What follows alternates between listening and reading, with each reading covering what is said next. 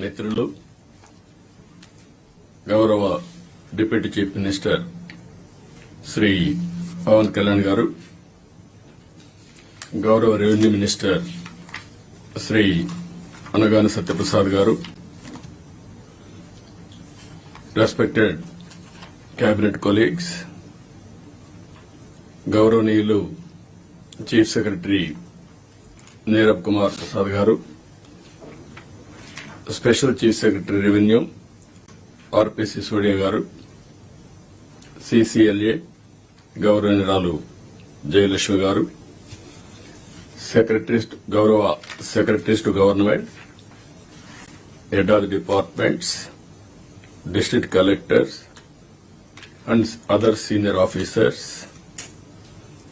ఇప్పుడు ఇక్కడ మన కాన్ఫరెన్స్ కూడా అందరూ కూడా ఒకే వేవ్ లెంగ్త్ లో పనిచేయాలని డిస్ట్రిక్ట్ లెవెల్లో ఉండే డిస్ట్రిక్ట్ ఆఫీసర్స్ అందరినీ వీడియో కాన్ఫరెన్స్ లో పెట్టాం. అక్కడుండే డిస్ట్రిక్ట్ ఆఫీసర్స్ కి అందరికి కూడా నా నమస్కారాలు. మొట్టమొదటిసారిగా కలెక్టర్స్ కాన్ఫరెన్స్ కి మీకందరికీ స్వాగతం. ఇది ఒక హిస్టారికల్ కాన్ఫరెన్స్. ఎప్పుడు కూడా ఎప్పటికప్పుడు ఒక లక్ష్యాన్ని నిర్దేశించుకుని తద్వారా ముందుకు పోవాల్సిన అవసరం ఉంది.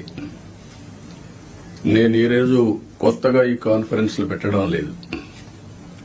95లో నేను ముఖ్యమంత్రి అయినప్పటి నుంచి ఇది 4th టైం సీఎం అయిన తర్వాత విధిగా కలెక్టర్స్ కాన్ఫరెన్స్ లో పెట్టి ఏం చేయాలనేది ఒక డైరెక్షన్ ఇవ్వడం గాని కలెక్టివ్ రెస్పాన్సిబిలిటీ గుర్తు చేస్తూ ముందుకెళ్లాం. ఇప్పుడే మిత్రులు మాట్లాడారు. ఈరోజు మన కాన్ఫరెన్స్ ఒక చరిత్ర తిరగ రాయబోతుంది. అదే సమయంలో మనందరం ఒకటి గుర్తుపెట్టుకోవాల్సిన అవసరం ఉంది. 5 ఏళ్లకు మునుపు ఒక కాన్ఫరెన్స్ పెట్టారు. కొంతమందికి ఉండే ఆఫీసర్లకి, సీనియర్ ఆఫీసర్లకి అందరికీ జ్ఞాపకం ఉంటుంది. అదే ప్రజావేదికలో కలెక్టర్స్ కాన్ఫరెన్స్ పెట్టి ఆనాటి ముఖ్యమంత్రి ఈ కాన్ఫరెన్స్ అవుతానే ఈ బిల్డింగ్ కూలగొడతామని అనౌన్స్ చేసి విధ్వంసానికి శ్రీకారం చుట్టాడు. అక్కడి నుంచి 5 ఏళ్లు అన్ని రంగాల్లో ఒక రంగం అని మిగల్లేదు. నేను 4వసారి ముఖ్యమంత్రి అయిన తర్వాత ఫస్ట్ టైం నేను ముఖ్యమంత్రి అయ్యాను. ఇబ్బందులున్నాయి, ఆర్థిక ఇబ్బందులున్నాయి. కానీ ఆఫీసర్లో మొరేల్ చాలా హైగా ఉంది. అప్పుడు ఆ రోజు జరిగింది కాస్తో కూస్తో ఇన్ఎఫిషియన్సీ, లేకపోతే కొంత కరప్షన్. ఇప్పుడు అట్లా కాకుండా విధ్వంసం, పనిచేసే ఆఫీసర్లందరినీ పక్కన పెట్టడం, ఆఫీసర్లు కూడా బ్లాక్ మెయిల్ చేయడం, ఒకటి కాదు అన్ని కలిసి ఈరోజు ఈ స్టేజ్కి నేను ఎప్పుడూ చూడనంత ఒకటి బ్రాండ్ ఏపీ దెబ్బతినింది. ఆఫీసర్ల యొక్క మనోభావాల్ని దెబ్బతీశారు. ఢిల్లీకి పోతే ఒకప్పుడు Andhra bureaucracy one of the best bureaucracy, మీరు గుర్తుపెట్టుకోవాలి. ఇక్కడి నుంచి పోయిన ఐఏఎస్ ఆఫీసర్స్ సక్సెసివ్ 3-4 ఐటీ సెక్రటరీలు అయ్యారు కంటిన్యూగా. ఇక్కడి నుంచి పోయినటువంటి ఫైనాన్స్ సెక్రటరీస్ ఆర్బీఐ గవర్నర్లు అయ్యారు. ఇక్కడి నుంచి పోయిన వాళ్లు కేంద్రంలో కీలక బాధ్యతలు వహించారు. వరల్డ్ బ్యాంక్ వెళ్లారు. ఈరోజు మనం చూస్తా ఉంటే ఆంధ్ర ఆఫీసర్స్ అంటే ఢిల్లీలో కూడా అన్టచబుల్స్ కింద వీళ్ళేమి చేయలేరు అనే పరిస్థితికి వచ్చారు.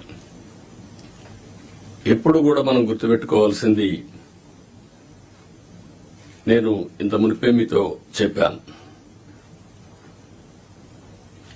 ఒక చిన్న తప్పు జరిగితే కరెక్ట్ చేయొచ్చు కానీ టోటల్ గా విధ్వంసానికి గురైనటువంటి రాష్ట్రాన్ని మళ్లీ పునర్నిర్మాణం చేయాలంటే ఎక్స్ట్రా ఎఫర్ట్స్ కూడా మనందరం పెట్టాల్సిన అవసరం ఉంది. నేను రాజకీయాల్లో 45 years ఉన్నాను. 4.5 decades ఉన్నా. గ్రామాల్లో కరెంట్ లేని రోజులు, రోడ్లు లేని రోజులు. అక్కడి నుంచి ఈ రోజు చూస్తే కరెంటు ఊర్లోనే ఉత్పత్తి చేసుకునే రోజులు. కార్లు, ఆటోమేటిక్ కార్లు వచ్చేసి డ్రైవర్లెస్ కార్లు వచ్చే పరిస్థితికి వచ్చింది.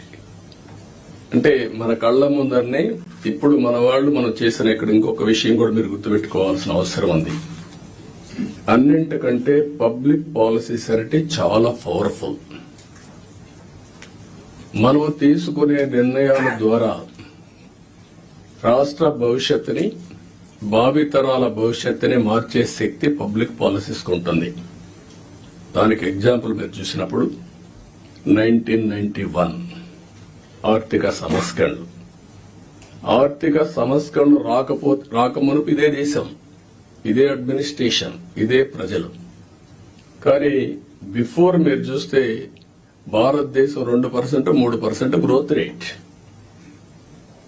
అదే ఆర్థిక సంస్కరణలు వచ్చిన తర్వాత కాంపిటేటివ్ ఎకానమీకి దోహదం చేశాం. అక్కడి నుంచి ఈ రోజు 2047కి సూపర్ పవర్ గా తయారయ్యే అవకాశాలున్నాయి. 5th లార్జెస్ట్ ఎకానమీకి వెళ్ళాం. బై 2029 3వ లార్జెస్ట్ ఎకానమీకి రీచ్ అవుతాం. నా లెక్క ప్రకారం అయితే గట్టిగా పనిచేస్తే అందరం డెడికేషన్ తో పోతే 2047కి ప్రపంచంలో నెంబర్ 1 ఎకానమీగా ఉంటాం. లేకపోతే బై డిఫాల్ట్ 3rd లో ఉంటాం. కష్టపడితే కొద్దిగా 2nd కు వస్తాం. నేను ఎందుకు ఈ విషయం చెప్పానంటే ఆర్థిక సంస్కరణలు వచ్చిన తర్వాత first mover advantage technology adopt చేసుకున్నాం మనం ఇండియన్స్. మనకు ఒక హిస్టారికల్ అడ్వాంటేజెస్ కూడా ఉన్నాయి, ఓసారి మిస్ అవుతా ఉంటాం. ఆ హిస్టారికల్ అడ్వాంటేజ్ మీరు అందరూ చూసినప్పుడు మనం మ్యాథమెటిక్స్ లో చాలా స్ట్రాంగ్, 0 కూడా మనమే కనిపెట్టాం. బ్రిటిష్ వాళ్ళు ఇంగ్లీష్ మనకు వదిలిపెట్టి వెళ్లారు. కోహినూర్ డైమండ్ కూడా తీసుకెళ్లారు, కానీ ఇంగ్లీష్ మాత్రం తీసుకుపోలేకపోయారు. మన జీవన శైలిలో భాగం అయిపోయింది ఇంగ్లీష్ అనేది. ఈ రెండు డెడ్లీ కాంబినేషన్ ఇన్ఫర్మేషన్ టెక్నాలజీకి. దాన్ని అందిపుచ్చుకున్నాం రైట్ టైంలో. ఈరోజు హైదరాబాద్ నగరాన్ని మీరు నాలెడ్జ్ సిటీని మీరు చూస్తున్నారు. ఎప్పుడైతే ఇదే ఆఫీసర్లు ఇప్పుడు కొంతమంది ఇక్కడ కూడా ఉన్నారు, 1995లో ప్రారంభించాం. 9 ఏళ్లలో బెస్ట్ ఎకో సిస్టమ్ క్రియేట్ చేశాం. తర్వాత వచ్చిన పాలకులు ఎవరు కూడా విధ్వంసం చేయలేదు కాబట్టి ఇప్పటికి కూడా దాని ఫలితాలు ప్రజలు ఎంజాయ్ చేసే పరిస్థితికి వచ్చారు. అదే సమయంలో మూడోది మీరు గుర్తుపెట్టుకోవాల్సింది యంగ్స్టర్స్ అనేది డెమోగ్రఫిక్ అడ్వాంటేజ్ ఇండియాకు వచ్చింది. ప్రపంచంలో ఉండే అన్ని దేశాల్లో డెమోగ్రఫిక్ డిసడ్వాంటేజ్, ఏజింగ్ ప్రాబ్లం వచ్చింది. దీంతో ఆంటర్ప్రెన్యూర్స్ గా తయారయ్యారు.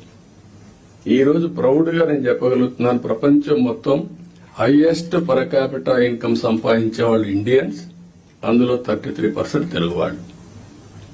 అంటే ఒక ప్రభుత్వం యొక్క విధానం, ఆ రోజు మనం తీసుకున్న పబ్లిక్ పాలసీ 25 ఏళ్లలో మనం ఊహించని పరిణామాలు, ఊహించని ప్రగతిని మనం సృష్టించే పరిస్థితికి వచ్చాం. ఇవన్నీ గతంలో చేసిన పనులు ఎందుకు గుర్తు చేస్తున్నానంటే ఈ రోజు మీరు చేయబోయే పని భవిష్యత్తులో ఒక చరిత్ర సృష్టించే పరిస్థితి వస్తుంది. ఇప్పుడే మిత్రులు చెప్పినట్టు మేము ఈ 5 ఏళ్లలో ఒకరిద్దరుగా అందరం సఫర్ అయ్యాం. ఎన్ని విధాల సఫర్ కావాలో అన్ని విధాల సఫర్ అయ్యాం. అయితే మా కమిట్మెంట్ మాత్రం ఎట్టి పరిస్థితుల్లో ఏమీ చేయలేరని నిరూపించుకున్నాం. అందుకే ఈసారి ప్రజలు మీరు చూస్తే ఒక హిస్టారికల్ మ్యాండేట్ ఇచ్చారు.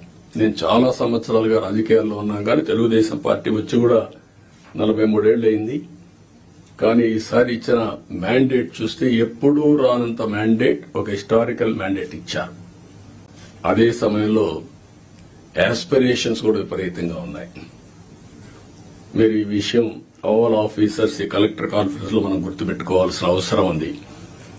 మేము ఆ రోజు ఒకే మాట చెప్పాం, నేను గాని పవన్ కళ్యాణ్ గారు గాని, మమ్మల్ని నమ్మండి, ప్రజలు గెలవాలి.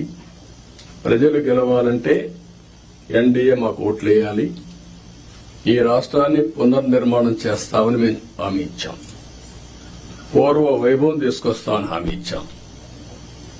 ప్రజలు గెలిచారు, మమ్మల్ని గెలిపించారు. కానీ ఈరోజు పునర్నిర్మాణం చేయాలంటే గడిచిన 40 రోజులుగా, అంటే 50 రోజులు అయిపోయింది, ఇంకో 10 రోజుల్లో 60 రోజులు అవుతుంది. కానీ చాలా సమస్యలున్నాయి. ఈ కలెక్టర్స్ కాన్ఫరెన్స్ రాష్ట్ర పునర్నిర్మాణానికి అంకితమైన భావంతో పోవడానికి ఒక దశ దిశ నిర్దేశించే సమావేశంగా ఉంటుంది. ఒక హిస్టారికల్ కాన్ఫరెన్స్ గా ఉంటుంది. ఈ విషయం మీరందరూ గుర్తుపెట్టుకోవాల్సిన అవసరం ఉంది. డ్యామేజ్ అయిన బ్రాండ్ ని రివైవ్ చేసుకోవాలి. అదే సమయంలో మళ్లీ ఆంధ్ర అడ్మినిస్ట్రేషన్ అంటే one of the best administration గా మనం నిరూపించుకోవాల్సిన అవసరం ఉంది. ప్రజావేదిక ఉంటే అక్కడ పెట్టేవాళ్ళం. ఈ రోజు బయట పెట్టడం ఇష్టం లేక ఆ రోజు కాన్ఫరెన్స్ హాల్ కట్టుకున్నాం. అక్కడ ఇది కూడా ఆ రోజు కట్టిన కాన్ఫరెన్స్ హాలే మళ్ళా ఇక్కడ పెట్టుకునే పరిస్థితికి వచ్చాం. 5 ఏళ్లు ఒక్క కలెక్టర్స్ కాన్ఫరెన్స్ పెట్టలేదు అంటే అడ్మినిస్ట్రేషన్ ఏ దిశగా నడిచిందో మనం గుర్తుపెట్టుకోవాల్సిన అవసరం ఉంది. ఇది ఒక ఆనవాయితీ.